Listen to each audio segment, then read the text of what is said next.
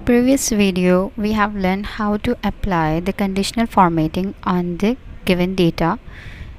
In this video, we are going to learn about how to clear the conditional formatting applied on the given data. To clear the conditional formatting, click on Home tab, click on Conditional Formatting, come to the Clear Rules option. If you want to remove this conditional formatting from the selected cells, then click on this, and if you want to remove the rules from the entire sheet, you will go with this option, Clear Rules from the entire sheet.